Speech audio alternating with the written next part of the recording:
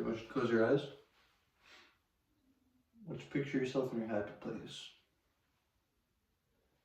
Wherever that may be, just sitting down, just here. That was a tick. Anyway, you might not have somebody with a tick in your happy place, making noises and throwing you off. That's kind of what it's like for somebody that does have Tourette's. We just kind of feel it coming, or we don't, and then we just start having an episode. I'm Ross Marberger. I was diagnosed with Tourette syndrome around the age of 7. Tourette's is just one of those things where it's real hard to describe unless you studied a lot or you have it.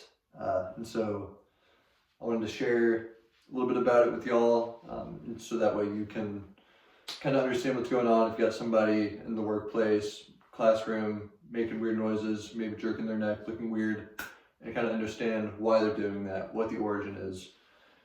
So I'm going to talk about Gillet de la Tourette and how I discovered Tourette syndrome, what we currently know about it, and how individuals use music to deal with the disorder. So way back in the early 1400s, Tourette's was initially a phenomenon, not a diagnosed disorder, and a priest thought that another priest was basically possessed by a demon because he was yelling obscenities, and that's just what people thought. People thought if you were kind of making movements like that, clicking and clacking, you were a witch. So fast forward to the late 1800s, this guy comes into play. Gillet de la Tourette. He was a doctor in the 1800s that did a study on 9 people who all had just kind of weird movements. They would kind of jerk their arm, yell, kind of blurt out obscenities, do stuff like that, and all from a young age. And they all were kind of similar, but didn't have the same exact tics.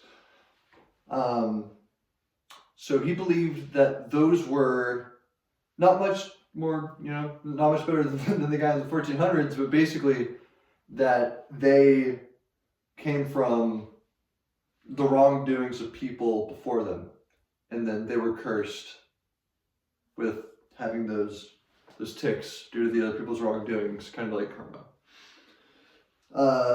Fast forward to 125 years, where we're at now with Tourette's, and what we still do and don't know. There are multiple disorders that have tics involved in them that aren't Tourette syndrome. Autism and ADHD are the 2 big ones. So you can have tics, but not Tourette's. There's 2 other disorders that are very similar, but not Tourette syndrome. There is chronic motor or vocal tic disorder, where you just have one of them, and it's persistent for over a year. There's provisional tic disorder, where you have it for, 2 different tics, motor or vocal, but they're gone within a year. Tourette syndrome is when it continues, and you have at least 2 motor and 1 vocal tics that have been recorded within 2 years.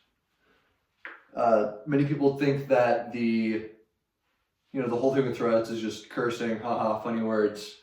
According to the Tourette Association of America, only 10 to 15% of cases, just across fully recorded, will have any sort of appropriate words. I personally have a variety of motor and vocal tics, and some of them are much more or much less noticeable than others. I'll cross my fingers, or I'll go, and that's, a little more noticeable than, just crossing the fingers a little bit. To bring me to my third part here, and that is how we use music to combat the disorder. And biggest thing is it just makes you feel, makes them feel like they go away. It's like a therapy. A neurologist, Oliver Sacks, said the rhythm of music is very, very important for people with Parkinson's, but it's also very important with other sorts of patients, such as patients with Tourette syndrome. Music helps them bring their impulses and tics under control. A survey given to 183 musicians with Tourette syndrome, 108 out of the 183 participants noticed a drastic decrease in tics when they were playing music. I personally also have an extreme drop. If I'm playing music or writing music, it's like they're gone. It's almost like I've entered like a zen. And so music really is a lifesaver when it comes to that kind of therapy. Um, I hope you'll learn something about Gilles de la Tourette, how he discovered the disorder, how and what we know about it now, and how we use music to combat it present day. Thank you.